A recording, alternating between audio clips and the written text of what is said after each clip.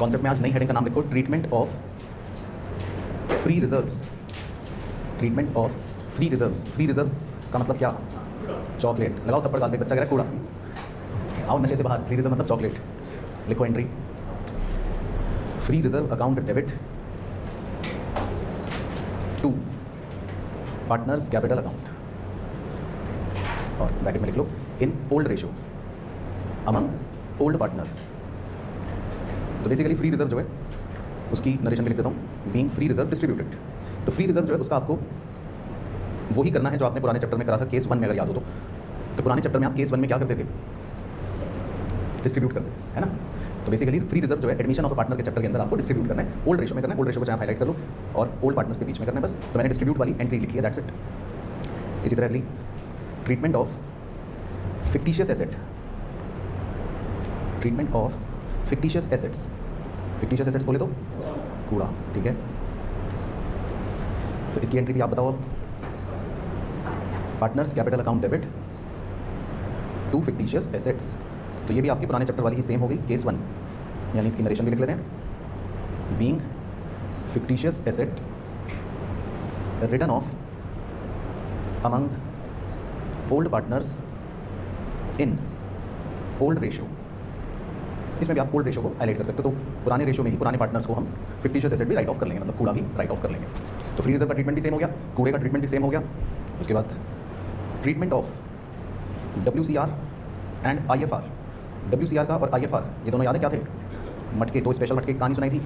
एक मजदूर का जब हाथ कट जाता है वो पैसे मांगता है, और दूसरा था इन्वेस्टमेंट की वैल्यू में गिरावट अगर हो जाती है तो इसमें आपको लिखना है, बड़ा बड़ा लिखना है, VR, बताओ क्या?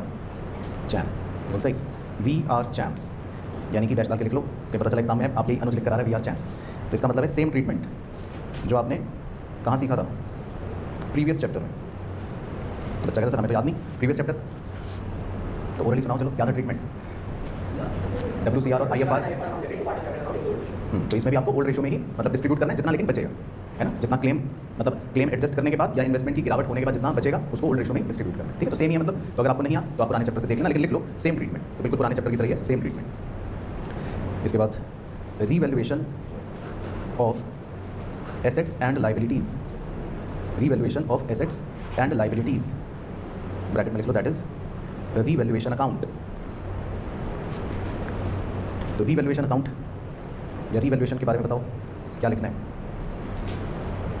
देखो बड़ा बड़ा VR चैम्प्स, यानी कि रीवैल्यूएशन अकाउंट बनाना जो है वो सेम है, सेम ट्रीटमेंट। ब्रैकेट में लिख सकते हो, रिफर प्रीवियस चैप्टर। पुराने चैप्टर में जैसे बनाया था आपने रीवैल्यूएशन अकाउंट, सेम ही बनता है।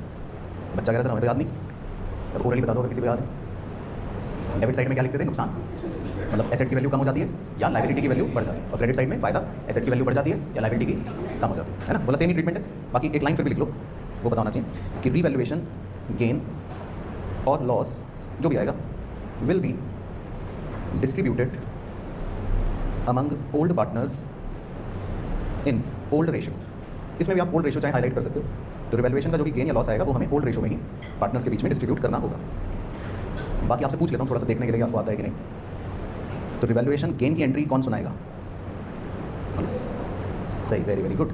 तो लिख लेते हैं पहले बादल में रिवैल्यूएशन गेन की entry, revaluation account debit to partners capital account, ठीक है। तो ये मैंने लिख दी दोबारा से, हालांकि आप पहले भी लिख चुके हो। तो ये रिवैल्यूएशन गेन डिस्ट्रीब्यूटेड की एंट्री हो गई, और रिवैल्यूएशन लॉस की भी बता दो फिर। सही, partners capital account debit to revaluation account, ठीक है। तो ये आप लिख सकते हो अपने रेफरेंस के लिए। तो चाहे गेन हो या रिवैल्यूएशन का लॉस हो, वो हम ओल्ड पार्टनर्स के बीच में ओल्ड रेशो में ही बांट देते हैं, ये लिखा है अभी हमने इसमें। तो मतलब आपके लिए अच्छी बात ये है इस चैप्टर में कि फ्री रिजर्व के लिए भी आपको कोई अलग मेहनत नहीं करनी, सेम ट्रीटमेंट है। WCR IFR के लिए भी कोई मेहनत नहीं करनी, सेम ट्रीटमेंट है। फिक्टिशियस एसेट का भी सेम ट्रीटमेंट है, और रिवैल्यूएशन में भी सब कुछ सेम है, कुछ भी आपको दिक्कत नहीं है। उसके बाद नेक्स्ट हेडिंग, बस लास्ट कॉन्सेप्ट लिख रहे हैं, फिर मैं आपको प्रैक्टिस रजिस्टर पर ले चलूँगा। लास्ट हेडिंग में लिखना है preparation of capital account and balance sheet. Preparation of capital account and balance sheet. तो इसके लिए मैं कुछ स्टेप्स लिखवा रहा हूँ, ये आप मेंशन कर लो, इंपॉर्टेंट फॉर एग्जाम। एग्जाम के लिए इसको याद रखना। हालांकि एग्जाम तक पहुँचते पहुँचते बच्चा खुद ही इतना एक्सपर्ट हो जाता है कि वो कई बार इसको नहीं याद रखने का, लेकिन फिर भी आप इन स्टेप्स को याद रखना, रिवीजन में हेल्प करेगा, ठीक है। तो अभी लिखो आप स्टेप 1। सबसे पहले क्या करना है? Prepare all formats as required by question. सबसे पहले क्वेश्चन में फॉर्मेट्स बनाने हैं आपको। कई बार बच्चे क्या करते हैं, जब ये स्टार्ट करते हैं क्वेश्चन तो फॉर्मेट नहीं बनाते, अब वही गलती होगी। तो सबसे पहला स्टेप है फॉर्मेट बनाना है। उसके बाद स्टेप 2 कैलकुलेट सैक्रिफाइसिंग रेशियो। ये बहुत ज़रूरी है इन वर्किंग नोट, ये बहुत ज़्यादा ज़रूरी है। इसका मैं रीज़न बताऊंगा, अभी अगले स्टेप में रीज़न बताऊंगा, लेकिन बहुत ज़्यादा ज़रूरी है। कैलकुलेट सैक्रिफाइसिंग रेशियो हाईलाइट कर लो। Step 3 pass journal entry for PFG. PFG की जर्नल एंट्री करनी है। तो अब देखो क्या है कहानी। पीएफजी का कॉन्सेप्ट जो आपने सीखा उसमें याद है आपको कि सैक्रिफाइसिंग रेशियो का रोल है उसमें, बोलो यस कि नो। पार्टनर्स में जब हम पीएफजी को डिस्ट्रीब्यूट करते हैं तो किस रेशियो में डिस्ट्रीब्यूट करते हैं, सैक्रिफाइसिंग रेशियो में करते हैं। तो ये बहुत बड़ी मैंने मिस्टेक्स देखी है बच्चों की, इसलिए मैं ये सब बातें लिखवा रहा हूँ, क्योंकि मुझे एक्सपीरियंस से ये सब बातें पता चली बच्चों के आंसर्स देखने पर कि बच्चे सॉल्व करना शुरू करते हैं पीएफजी में गलत रेशियो में बांट देते हैं। और उसका रीजन ये होता है कि वो शुरू में सैक्रिफाइसिंग रेशियो पे ध्यान नहीं देते। तो आप पहले ही इसलिए सैक्रिफाइसिंग रेशियो लिखो ताकि पीएफजी की एंट्री सही हो। तो स्टेप 3 हो गया पीएफजी, तो स्टेप 2 का लिंक है, इसीलिए ध्यान रखना है, ठीक है। उसके बाद step 4 treatment of balance sheet items. ये बहुत ही ज़्यादा इंपॉर्टेंट बात है, क्योंकि बहुत बार बच्चे एग्जाम के बाद आए और उनसे गलती हुई, बच्चे कह रहे सर मैं बैलेंस शीट का आइटम देखने भूल गया। तो आपको बैलेंस शीट में हमेशा हैबिट डालनी है कि 3 आइटम्स ढूंढ रहे हैं, बल्कि 4 सॉरी। बैलेंस शीट में हमेशा आपकी नज़रें बिल्कुल चील की तरह चलनी चाहिए। चील अपने शिकार को ऊपर से ढूंढ लेता है कि ये रहा चूहा खाने के लिए। तो ऐसे ही आपको बैलेंस शीट में 4 चीज़ों पर पैनी नज़र रखनी है, ये छूटना नहीं है। क्या क्या लिखो, एक तो एग्जिस्टिंग गुडविल, क्योंकि अगर आप पर आपकी नज़र इस पर नहीं पड़ी तो आप इसको राइट ऑफ करना भूल जाओगे। तो आपको बैलेंस शीट में सबसे पहले देखना है कि एग्जिस्टिंग गुडविल तो नहीं है कहीं, वो चेक करना है। दूसरा बताओ क्या चेक करोगे, हाँ चॉकलेट्स लिख देता हूँ, समझिए मतलब सारे फ्री रिजर्व चेक करने, कितने फ्री रिजर्व हैं, क्योंकि जितने भी फ्री रिजर्व होंगे तो आपको डिस्ट्रीब्यूट करने पड़ेंगे, है ना। फिर कोई फिक्टिशियस एसेट कूड़ा, सारे कूड़े वूड़े देखने पड़ेंगे, क्योंकि जितना भी अगर कूड़ा होगा वो भी आपको राइट ऑफ करना पड़ेगा। और बिल्कुल सही मटका यानी स्पेशल रिजर्व्स WCR और IF, तो इनके लिए आपको हमेशा अलर्ट रहना है। तो ये मेजर मिस्टेक मैंने बच्चों से जब सुना, पेपर देकर आए और बाहर निकल के कह रहे हैं एग्जामिनेशन हॉल के बाहर, जब उनका दोस्त दिखाता है कि तेरा क्वेश्चन कैसा हुआ, तो कहते हैं अरे मैंने तो बैलेंस शीट में आइटम देखा ही नहीं। तो ये गलती नहीं करनी, ठीक है। तो बैलेंस शीट में इन 4 बातों को देखना ही देखना है कि ये। बाकी तो फिर स्टेप 5, 6, 7 एक नॉर्मल स्टेप्स हैं कि प्रिपरेशन ऑफ रिवैल्यूएशन अकाउंट। फिर तो आप रिवैल्यूएशन अकाउंट बनाओगे और जर्नल एंट्रीज। वो क्वेश्चन खुद बताता है कि अकाउंट बनाना है या एंट्री करनी है, तो दोनों में से जो बोलेगा वो कर लेंगे। फिर उसके बाद step 6 post each item very carefully in capital account. फिर सारे आइटम्स को बहुत ही केयरफुली कैपिटल अकाउंट में ट्रांसफर करना है, पोस्ट करना है ना। तो वो तो खैर करेंगे। और step 7 last step prepare balance sheet if any. अगर क्वेश्चन कहता है बैलेंस शीट बनाओ तो फिर हम वो बना लेंगे एंड इट विल टैली, और वो टैली कर जाएगी बस। तो ये लिख लो आप और इसको लिख के आप क्लोज कर देना। तो मतलब फिलहाल कॉन्सेप्ट का लिखने का जो काम था वो यही था, बाकी धीरे धीरे इनका एप्लीकेशन आप खुद ही देख लोगे सवालों में। चलो तो सबसे पहले आप लिखो एग्जाम्पल 1, ठीक है। तो पहले 2 एग्जाम्पल्स मुझे करवाने, बस आप साथ में लिखते रहना। तो एग्जाम्पल 1 में एक छोटी सी बैलेंस शीट एक्सट्रैक्ट बनाना है आपको, बस 3 लाइन का, तो छोटा सा बना लो। इसमें लिखो बिल्डिंग 1,70,000 और स्टॉक 96,000। तो बैलेंस शीट में 2 आइटम्स दे रखे हैं बस, ठीक है। 2 आइटम्स हैं बैलेंस शीट में बस। और नीचे लिखो एडजस्टमेंट दे रखी है। Number 1 building was found under valued bye 15%। और second stock was over valued bye 20%। Prepare revaluation account, prepare revaluation account. तो इसमें मेरा मोटिव रिवैल्यूएशन अकाउंट सिखाने का कम है, थोड़ा सा टेक्निकलिटीज़ पर ज़्यादा है, लेकिन आप लिख लो सॉल्यूशन। तो सॉल्यूशन में एक छोटा सा रिवैल्यूएशन अकाउंट का बस स्ट्रक्चर बनाकर छोड़ दो आप, 3 लाइन का बस, छोटा सा। डेबिट क्रेडिट, बाकी अपने समझने के लिए लिख लेते हैं। डेबिट में अगर आपको याद है तो लिखना है नुकसान, क्रेडिट में आपको अगर याद है तो लिखना है फ़ायदा, ठीक है बस। तो वो तो अभी आप छोड़ दो, तो मैं आपको समझाता हूँ कि भाई इसका क्या मतलब है। चलो ठीक है, तो पहले मैं समझाता हूँ आपको। एडजस्टमेंट 1 समझाता हूँ। एडजस्टमेंट 1 में लिखा है कि building was found under valued bye 15%, ठीक है। तो इस लाइन का क्या मतलब है और इससे रिवैल्यूएशन पर क्या इफेक्ट पड़ेगा, ठीक है। तो ध्यान से सुनना सब बच्चे। तो इस लाइन का पहले मैं हिंदी में मतलब लिख रहा हूँ। इसका हिंदी में मतलब तो ये है कि जो हमारी बिल्डिंग है उसकी वैल्यू अंडर वैल्यूड का मतलब है कम पाई गई। कितने परसेंट, 15%। इस लाइन का मतलब है कि बिल्डिंग की value was found under valued, इसका मतलब कि बिल्डिंग की वैल्यू 15% कम पाई गई है। ये तो हो गया हिंदी का मतलब। अब इसका इंटरप्रिटेशन क्या है वो ज़्यादा जरूरी है, वो ध्यान से सुनना। इसका इंटरप्रिटेशन ये है, यानी कि इससे जो मैं कंक्लूजन ड्रॉ करूँगा वो ये है कि जो बिल्डिंग की वैल्यू बैलेंस शीट में नज़र आ रही है, इसका मतलब वो 85% डिनोट कर रही है। तो ये अगर आपको समझ में नहीं आया तो दिक्कत है। तो पहले इस बात पे दोबारा से फोकस करना है सबको।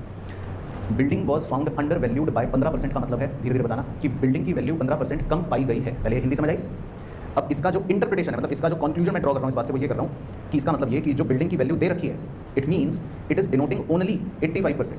तो बोलो जी, पहली बात समझ आई, सबको क्लियर हो गया? बाकी फिर भी मान लो किसी को मन में रह गया डाउट कि नहीं समझ आई, हल्का सा कुछ डाउट है, तो मैं सेकंड वाला भी समझाता हूँ, लगे हाथ उससे आपको आ ही जाएगी, और फिर भी नहीं आई तो गलती आप में। अब सेकंड है, stock was over valued bye 20%। तो पहले इसकी हिंदी लिख रहा हूँ। इसकी हिंदी है कि स्टॉक की वैल्यू, ओवर वैल्यूड का मतलब बढ़ा रखी है, राइट, ज़्यादा पाई गई 20%, ठीक है, स्टॉक की वैल्यू 20% पाई गई, मतलब 20% ज़्यादा बढ़ा रखी है।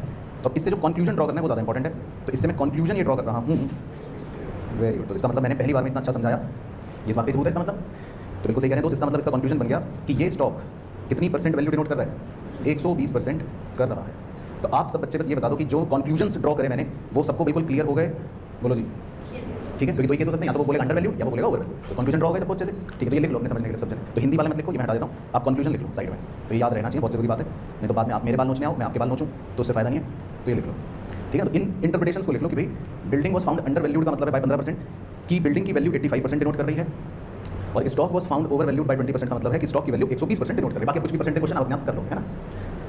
अच्छा, तो सर अब हमारा क्या काम है, अब हमें बिल्डिंग की सही वैल्यू का पता लगाना है, ठीक है। तो मैं भी कर लेता हूँ, बाकी बच्चों को सिखा देता हूँ ना। तो अब इस बात से हमें बिल्डिंग की सही वैल्यू का पता लगाना है। सही वैल्यू का मतलब होता है 100%, ठीक है। सही वैल्यू का मतलब होता है 100% वैल्यू क्या है। इसी तरह मुझे स्टॉक की भी सही वैल्यू का पता लगाना है। सही वैल्यू का मतलब होता है 100%।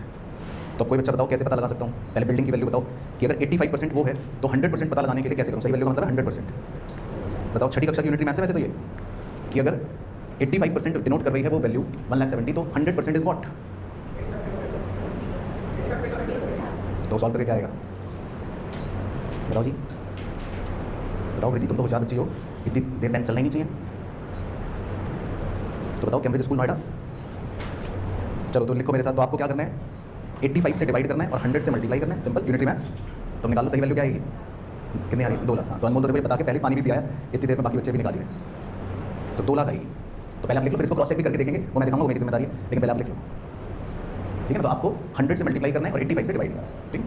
अब इसी तरह सेम अगर आप समझ गए लॉजिक, तो सेम आप स्टॉक की भी सही वैल्यू अब आप निकाल के बताना क्या आएगी, और कैसे निकालिए मैथमेटिक्स, बिल्कुल 100 से मल्टीप्लाई कर देंगे और 120 से डिवाइड कर देंगे, कितना आ जाएगा, 80,000। तो ये कैलकुलेशन आप नोट कर सकते हो। तो इसका मतलब ये बिल्डिंग की सही वैल्यू है 2 लाख और स्टॉक की सही वैल्यू है 80,000, ये इसका मतलब है। लेकिन फिर भी मान लो आपको मुझ पर डाउट हो, बच्चा कहेगा कि सर हम कैसे मान लें कि यही है, तो मैं क्रॉस चेक करवा देता हूँ। अब अगर सही वैल्यू बिल्डिंग की आप लो 2 लाख और आप इसको 15% अंडर वैल्यू करो, आप 2 लाख का 15% निकालो, कितना आएगा, 30,000। तो 2 लाख में 30,000 रुपये कम कर दो, क्या वैल्यू बन जाएगी, 170 बन गई ना। तो इसका मतलब ओरिजिनल वैल्यू कितनी रही होगी, 2 लाख। इसी तरह आप स्टॉक को भी क्रॉस चेक कर लो। स्टॉक की वैल्यू थी 80,000, उसमें आप 20% निकालना, 80,000 का 20% कितना आता है, 16,000। तो 16,000 ओवर वैल्यू करो, कितना बन जाएगा, 96। तो इसका मतलब हमने सही वैल्यूज़ निकाल रखी। तो क्लियर हो गया। तो आपको सही वैल्यूज़ निकालनी आनी चाहिए, ये मेरा मकसद था जो मैंने यहाँ सिखाया। आपको सबको सही वैल्यूज़ निकालनी आनी चाहिए, तो भाई क्लियर हो गया। अच्छा, तो ये हटा देता हूँ क्रॉस चेक वाला। तो बस आप ये लिख लो कि सही वैल्यूज़ कैसे निकालें। अब रीवैल्यूएशन तो खैर आप बता ही दोगे, उसमें तो कोई बड़ी बात नहीं है। बिल्डिंग की वैल्यू बढ़ गई तो कितना फ़ायदा हो गया, 30,000। तो लिख लो बाय बिल्डिंग 30,000, तो बिल्डिंग की वैल्यू बढ़ गई। और स्टॉक की वैल्यू कम हो गई तो कितना नुकसान हो गया, 16,000। तो लिख लो टू स्टॉक 16,000, बस। तो आपका कितना गेन आ गया, 14,000। तो बस ये छोटा सा मतलब एक डेमो था, लेकिन ये डेमो इंग्लिश को समझाने पर था, टेक्निकलिटी को समझाने पर था, रादर देन की रिवैल्यूएशन पर था। तो आपको बस ये इंग्लिश समझानी थी मुझे कि स्टॉक या कुछ भी अगर ऐसा अंडर वैल्यूड या ओवर वैल्यूड दे रखा है 15% 20% या कुछ भी, तो इसका मतलब क्या है और कैसे आप सही वैल्यू निकालोगे, ठीक है। तो बिल्कुल सेम एग्जांपल आपको दिया जाएगा, तो आप करके फटाफट सही वैल्यूज बताओगे, ठीक है। फिगर चेंज करूँगा, चलो तो बस ये नोट कर लो पहले आप, ठीक है। तो अगले एग्जांपल में सही वैल्यूज निकाल के फिर मुझे बताना। चलो तो अब देखो एग्जांपल 2। तो इसमें एक छोटा सा बैलेंस शीट एक्सपेक्ट बना लो। एक लिख लो बिल्डिंग 2,60,000, एक लिख लो फर्नीचर 1.5 लाख।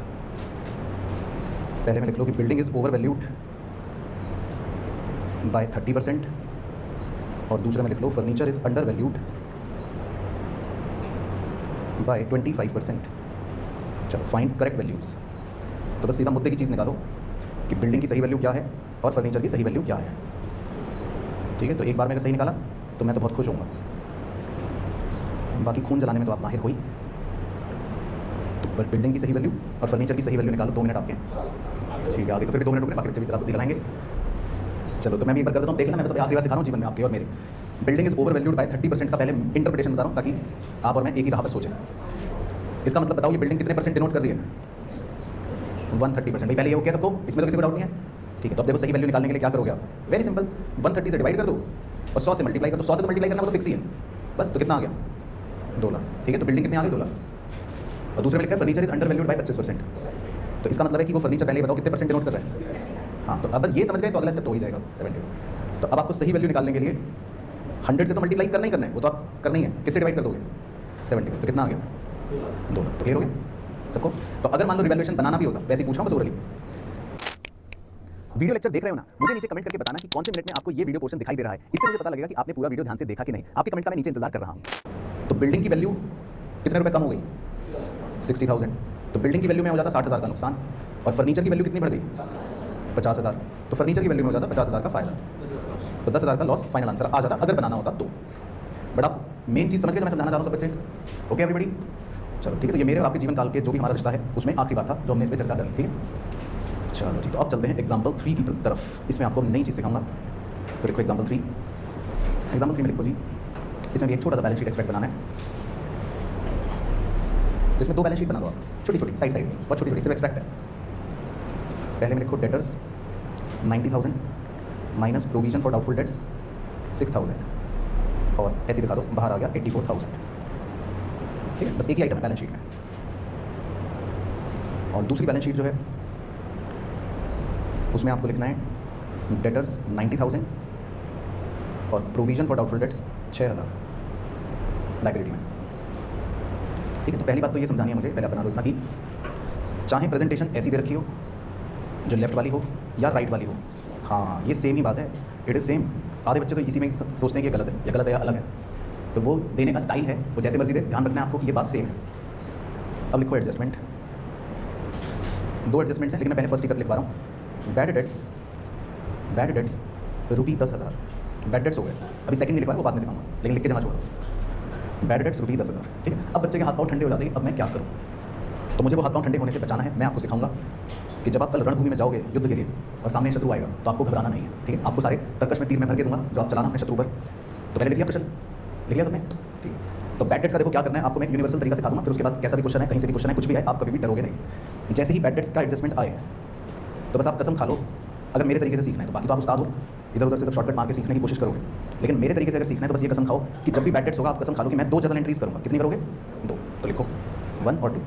2 करोगे तो कभी गलती नहीं होगी, और शॉर्टकट के चक्कर में पड़ोगे या इधर उधर की बातें सोचोगे कि जल्दी हो जाए तो फिर दिक्कत होगी, ठीक है। तो बैड डेट्स कभी भी होंगे, आपको 2 जर्नल एंट्री करनी है, ये नियम बना लो।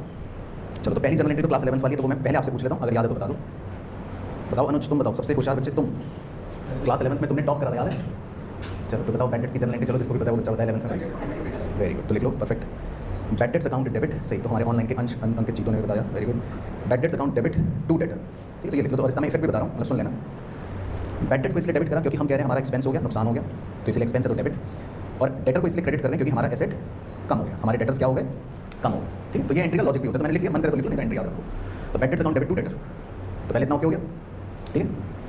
अब दूसरी एंट्रीज देखो बड़े ध्यान से। दूसरी एंट्री जब हम क्लास 11th में अगर होते, अब याद मत लिखना, अगर मैं क्लास 11th में ही होता तो फिर तो हमने दूसरी एंट्री कर रखी है। या मतलब अगर मैं वैसे भी सोचूं कि कोई भी एक्सपेंस जो होता है वो अल्टीमेटली उसका अंत होना ही होना है। जैसे मनुष्य जब जन्म लेता है तो उसका अंत तय है, तो इसी तरह एक्सपेंस अगर कोई भी डेबिट हुआ है तो उसका भी अंत तय है, वो तो कहीं जाएगा ही। तो जैसे हम तो मटके में जाएंगे हरिद्वार, तो वैसे ही कोई भी एक्सपेंस कहाँ जाएगा बताओ? PNL account. दुनिया के सारे एक्सपेंस जो होते हैं वो कहाँ जाएंगे? पीएनएल अकाउंट में। तो अगर हम क्लास 11th के बच्चे होते, याद मत लिखना, तो हम इस बैड डेट्स को कहाँ डेबिट कर देते? पीएनएल, ठीक है। लेकिन याद मत लिखना, ठीक है, यही होता। लेकिन अब हम 11th में नहीं है, अब कुछ बातें हैं। अब हम पीएनएल नहीं बनाते हैं, अब हमने एक नया अकाउंट सीख लिया, नॉमिनल नेचर का। कौन सा?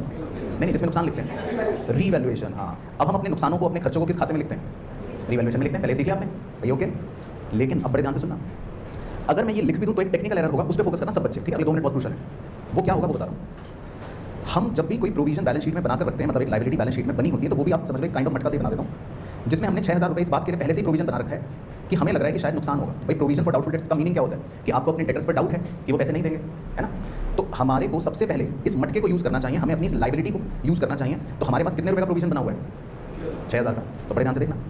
तो हमारी अकाउंटिंग ये कहती है कि भाई अगर 10,000 के बैड डेट्स हुए हैं तो आप रिवैल्यूएशन में अभी इस नुकसान को मत डालो, पहले आप एक काम करो, पहले अपने उस प्रोविजन का यूज़ करो। तो हम क्या करेंगे, हम अपने उस प्रोविजन को खत्म कर देंगे, उस प्रोविजन का इस्तेमाल करेंगे। कितने रुपए? 6,000। और प्रोविजन को डेबिट करने का मैं अकाउंटिंग रूल भी लिख रहा हूँ, इसका मतलब है कि लायबिलिटी क्या हो गई? रिड्यूस हो गई, खत्म हो गई। तो हम 6,000 रुपये पहले प्रोविजन से एडजस्ट करेंगे, और अब कितने बच गए? 4,000। तो हम सिर्फ 4,000 को ही अपना क्या मानेंगे? नुकसान। कि भाई हमारा नुकसान कितना हुआ है? सिर्फ 4,000। समझ गए? 10,000 क्यों नहीं हुआ, मुझे इस पर फोकस करना है कि 10,000 नुकसान क्यों नहीं हुआ, ये समझ आ गया आपको? क्योंकि हमारे पास प्रोविजन पहले से बना हुआ है 6,000 का। अगर प्रोविजन मान लो होता 7,000 का तो तो 3000, प्रोविजन होता 8000 का तो, अच्छा प्रोविजन होता 10,000 का तो फिर रिवैल्यूएशन नहीं आता, और प्रोविजन मान लो होता 15,000 का तो भी रिवैल्यूएशन नहीं आता, नहीं डिवाइड नहीं होता, बस फिर 10,000 तक ही यूज़ करते हैं। मतलब पॉइंट ये है कि बैड डेट्स जब भी होंगे तो आपको ये ध्यान रखना है, आप नोट कर सकते हो, दोनों एंट्री कंप्लीट हो गई कि बैड डेट्स पहली एंट्री तो 11th वाली ही है, लेकिन दूसरी एंट्री ध्यान से करनी है कि पहले हम प्रोविजन को यूज़ करेंगे और फिर उसके बाद ही रिवैल्यूएशन अकाउंट में नुकसान को लिखेंगे। तो आई होप क्लियर हो गया होगा कि भाई हमारी जो प्रोविजन की लाइबिलिटी है वो खत्म हो गई, इसीलिए प्रोविजन को डेबिट करते हैं, लाइबिलिटी रिड्यूस का रूल था ना, तो लाइबिलिटी अब हमारी खत्म हो गई, लाइबिलिटी इज ओवर, तो उसको डेबिट कर दिया। रिवैल्यूएशन में 4,000 का नुकसान हो गया तो इसीलिए उसको डेबिट कर दिया, और एक्सपेंस खत्म हो गए तो इसीलिए एक्सपेंस को क्रेडिट कर दिया। तो इस एंट्री का इफेक्ट ये पड़ेगा अल्टीमेटली, वो भी नीचे लिख देता हूँ, इस एंट्री का प्रभाव ये पड़ेगा कि आपके डेटर की वैल्यू भी कम हो जाएगी पहली एंट्री की वजह से, और रिवैल्यूएशन में कितना नुकसान आ जाएगा आपका 4,000, ठीक है ना। तो बस सेकंड एंट्री पे फोकस कर लो सब बच्चे कि पहले आपको क्या इस्तेमाल करना है, प्रोविजन। तो जब भी बैड डेट्स होंगे तो पहले आपको प्रोविजंस का यूज़ करना है, और जैसे आपने WCR में और IFR में भी कुछ हद तक यही बातें देख रखी हैं, तो बस वही लॉजिक है। तो क्लियर हो गया तो सबको ओके। चलो अब सेकंड एंट्री तो खैर सिंपल, सेकंड एडजस्टमेंट तो सिंपल है, लिख लेते हैं। सेकंड एडजस्टमेंट में लिख लो create provision for doubtful debts at the rate 10%, create provision for doubtful debts at the rate 10%। तो अब हमको provision for doubtful debt create करने को कह रहा है नया प्रोविजन बनाओ, या मतलब प्रोविजन बनाओ यानी लाइबिलिटी बनाओ 10% की। तो लाइबिलिटी बनाना तो आपको बताइए फ़ायदा है या नुकसान? नुकसान। चलो तो इसकी जनरल एंट्री लिखो PDD की। तो ये तो आपसे पूछ सकता हूँ वैसे, लाइबिलिटी बढ़ गई है ना, लाइबिलिटी बढ़ गई, नुकसान हो गया, तो क्या एंट्री करोगे? ये तो कर रखा है आपने रिवैल्यूएशन अकाउंट डेबिट, क्योंकि नुकसान हो गया, और लाइबिलिटी बनाने के लिए लाइबिलिटी को क्या करते हैं? क्रेडिट करते हैं, तो 2 PDD। तो अब तो आपको लाइबिलिटी बनानी है ना, कह रहे क्रिएट प्रोविजन मतलब क्रिएट लाइबिलिटी। चलो तो 10% बनाओ, कितना आएगा? कितने दे रखे आपके डेटर्स? 84 नहीं दे रखे, 90,000। हाँ तो आपको कितने दे रखे डेटर्स? 90,000। तो बनाओ 10%, कितना आ गया? 9,000। वो तो मैं अगला आपकी बेइज्जती करने के लिए मैंने तर्कश बचा रखा था, अपने तीर बचा रखा था। तो डेटर्स उसने 90 तो दे रखे हैं प्यारे बच्चों, लेकिन बैड डेट्स आपको याद है 11th में भी सिखा रखा हुआ शायद आपको, डेटर्स को बैड डेट्स ने कम कर दिया कि नहीं कर दिया? कर दिया। 10,000 से डेटर्स कम हुए कि नहीं हुए? और ये तो आपने 11th में भी रखा हुआ कि पहले बैड डेट्स को आप माइनस करते थे डेटर से और फिर प्रोविजन क्रिएट करते थे, है ना। तो यही ध्यान रखनी है, वही पुरानी बातें। तो आपको बैड डेट्स पहले माइनस करने हैं, समझ गए ना, ये तो बचपन की बातें हैं, और फिर 10% निकालना है, तो मतलब 8,000 सही है, तो ये याद रखना है, ठीक है। तो पहले बैड डेट्स माइनस करने हैं, फिर आपको 10% निकालना है। आई होप मेरी बातें क्लियर हो गई, समझ गए ना। तो ये क्लास 11th में भी सेम एडजस्टमेंट्स हुआ करते थे बैड डेट्स के और प्रोविजन के एक साथ। तो आपको बस ये ध्यान रखना है कि प्रोविजन जब भी आप क्रिएट करोगे 10% जो भी दे रखा है, तो पहले आपको वो बैड डेट्स माइनस करना है, क्योंकि डेटर की वैल्यू कम हुई है ना, तो 8,000 बस। तो ये नोट कर लो। तो बेसिकली ये था वो एग्जाम्पल जो हमें करना था एक, तो क्लियर हो गया। चलो अब एग्जाम्पल 4, लास्ट एग्जाम्पल मतलब जो मैं आपसे करवाऊंगा। चलो तो इसमें भी एक छोटी सी बैलेंस शीट बनानी है 2 लाइन की, तो वो बना लो। अच्छा पहले नरेशन लिख लो, नरेशन कह रहा है बच्चा। तो फर्स्ट की तो हो गई being bad debts return of, दूसरे में हो गया बीइंग बैड डेट्स एडजस्टेड, और तीसरे में क्या हो गया? Being PDD created. बस तो शॉर्ट में लिखना है जो हुआ। तो पहले में बैड डेट्स हो गए, दूसरे में बैड डेट्स एडजस्ट कर दिए, तीसरे में PDD क्रिएट कर दिया। चलो बैलेंस शीट एक्सट्रैक्ट बनाओ जी। डेटर्स 1,20,000 माइनस PDD 15,000, बाहर है 1,05,000, ठीक है। बस ये तो हो गया बैलेंस शीट एक्सट्रैक्ट। और एडजस्टमेंट नंबर 1 बैड डेट्स ₹12,000, और number 2 PDD should be 10%, PDD should be 10%। Pass journal entries, ठीक है, वो आप करना, and revised balance sheet extract वो हम मिलकर बना लेंगे। तो जनरल एंट्रीज आप करना, बैलेंस शीट एक्सट्रैक्ट हम मिलकर बनाएंगे। चलो तो बच्चों से पूछते रहते हैं 1 बाय 1। तो पहले तो बैड डेट्स की एंट्री पूछूंगा, 2 एंट्री आपको कहा था कि हमेशा करो। तो बैड डेट्स की पहली एंट्री बताओ, ठीक है। Bad debt account debit to debtor, तो ये सबने करी, इसमें कोई दिक्कत तो नहीं। 12,000 के बैड डेट्स हो गए, ठीक है भाई बहनों। पहली एंट्री ओके बोलो ना, हाँ या ना जो भी है ओके। चलो सेकंड आपसे पूछूंगा, सेकंड आपसे ही पूछी जाएगी, उसका तो कोई स्कोप ही नहीं है, बताओ सेकंड। हाँ तो देख लो, मान लो किसी के हाथ पाँव ठंडे हो ना, कैसे करना है। सबसे पहले तो बैड डेट को क्रेडिट कर दो। मान लो आपको हाथ पाँव ठंडे होते हुए नजर आए अपने, तो उसके भी स्टेप्स हैं। सबसे पहले बैड डेट को तो क्रेडिट कर दो, है ना, इसको तो कोई रोक ही नहीं सकता। अब बस ये देखो कि कितना प्रोविजन पहले से बना हुआ है, वो हरा कलर कर देता हूँ। कितना प्रोविजन है पहले से मटके में? 15,000, ठीक है। तो आपके पास कितना प्रोविजन है पहले से? 15,000। तो ऐसे यहाँ मटका बना देता हूँ। तो आपके पास PDD के मटके में 15,000 है। तो अब बैड डेट्स के नुकसान को क्या सीधा रिवैल्यूएशन में लिखोगे या पहले ये मटके को इस्तेमाल करोगे, बताओ। तो मटके को इस्तेमाल कर लोगे तो भाई कोई दिक्कत परेशानी, तो बस 12,000 रुपये मटके से इस्तेमाल कर लो। तो क्लियर हो गया भाई, कोई भी दिक्कत तो नहीं? ठीक है, तो बताओ इस मटके में अब कितना पानी रह गया? इस मटके में कितना पानी रह गया? 3,000। ठीक है, ध्यान रखना। तो बताओ भाई सब बच्चे, पहले फर्स्ट मतलब फर्स्ट ओके हो गया एडजस्टमेंट। चलो अब सेकंड पूछते हैं बच्चों से, पीडीडी शुड बी 10%। कह रहा है पीडीडी 10% होना चाहिए। चलो तो एंट्री बताओ। ठीक है, revaluation account debit to PDD, very good. ठीक है, और 10% आपने 1,20,000 का निकाला। बताओ 10% आपने 1,20,000 का निकाला, बोलो नहीं। तो ये तो याद ही होगा। तो बैड डेट्स कितने हो गए थे? 12,000। तो बैड डेट्स ने डेटर्स को कम कर दिया ना, तो इसका मतलब आपके मटके में कितने रुपए होने चाहिए? 10,800 है ना। 1,08,000 का 10%, 10,800। क्लियर है यहाँ तक? ओके, चलो ठीक है। अब तो कितने रुपए लिखा जर्नल एंट्री में?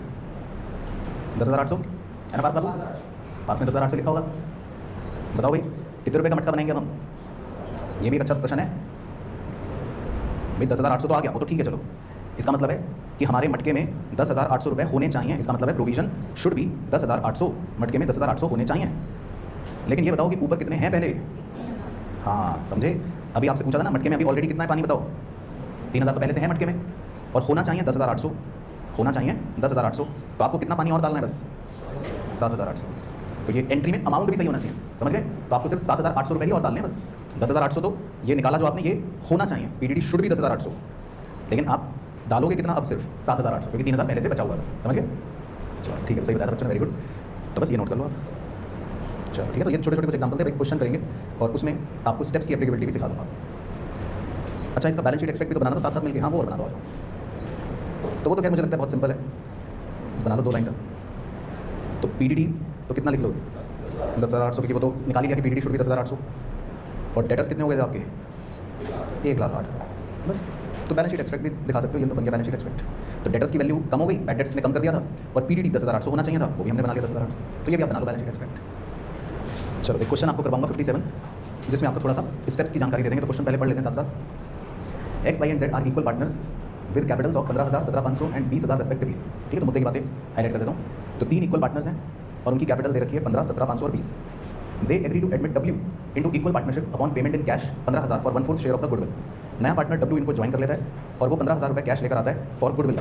ठीक है, एंड 18,000 रुपये एज हिज कैपिटल। ठीक है, both the sums remains in the business. Okay, the liabilities of the old firm were 30,000, कह रहा liabilities हैं 30,000, and the assets apart from cash consist of motor 12,000, furniture 4,000, stock 26,500 and debtors 37,800. ठीक है, और उसके बाद 2 पॉइंट्स हरे रंग से कर देता हूँ। The motor and furniture were revalued at 9,500 and 3,800 respectively. चलो बाकी कह रहा है पास जर्नल एंट्रीज वो मैं करवाऊंगा, and show balance sheet of the new firm वो भी मैं करवाऊंगा। ठीक है सर, तो सब कुछ आप ही करवाओगे? हाँ, तो सब कुछ मैं ही करवाऊंगा। तो आप लिखो सॉल्यूशन।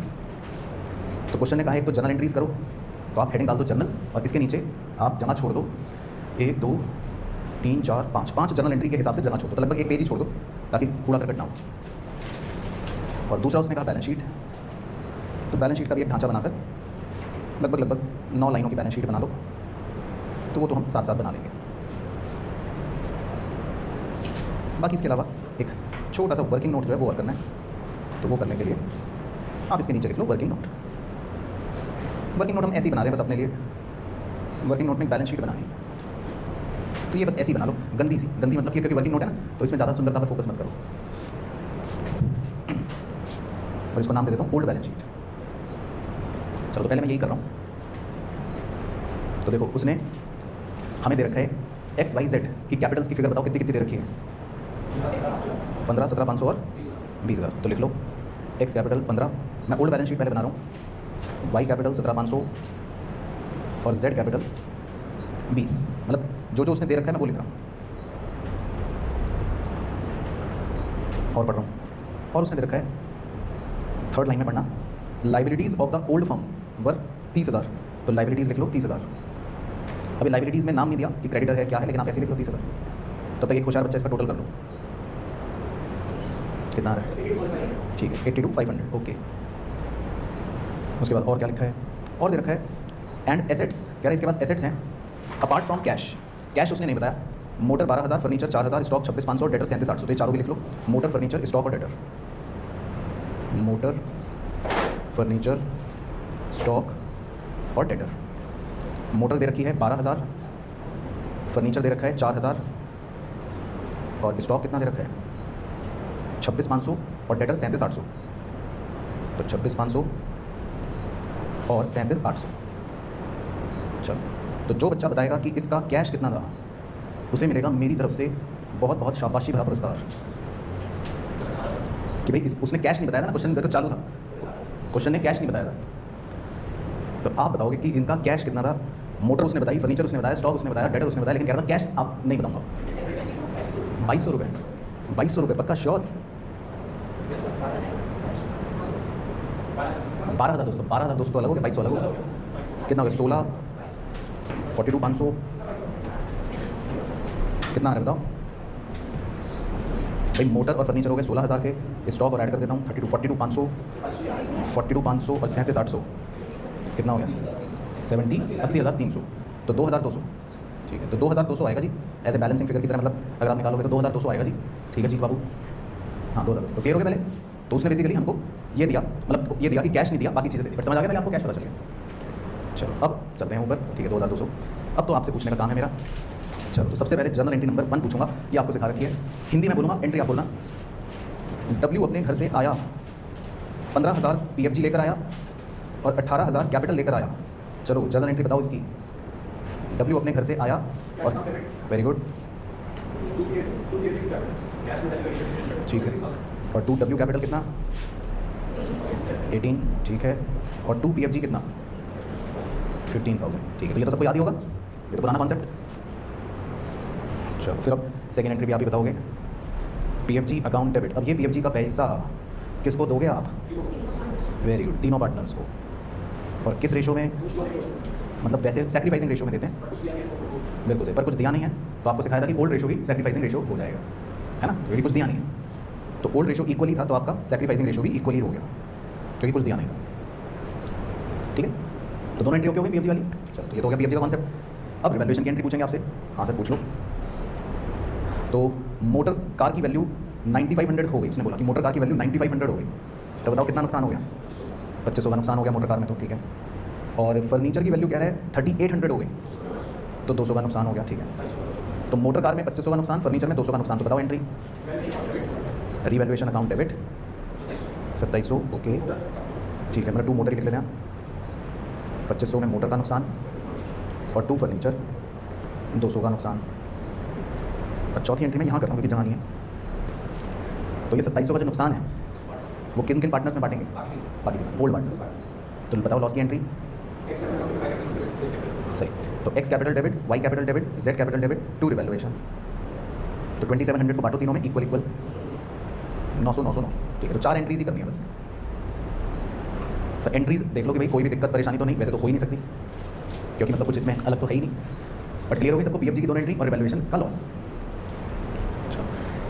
तो अब बस एंट्रीज के बाद उसने कहा था कि अब show balance sheet of new firm. अब हमें नई फर्म की बैलेंस शीट भी बनाने को कह रहे हैं। तो नई फर्म की बैलेंस शीट बनाते हैं। पहले एसेट में लिखो मोटर, बताओ कितनी वैल्यू लिखोगे मोटर की 9,500 वेरी गुड। उसके बाद लिखो फर्नीचर, कितनी वैल्यू लिखोगे 3,800 वेरी गुड। उसके बाद स्टॉक तो सेम ही चेप लेते हैं 26,500। डेटर 37,800 सेम ही चेप लेते हैं।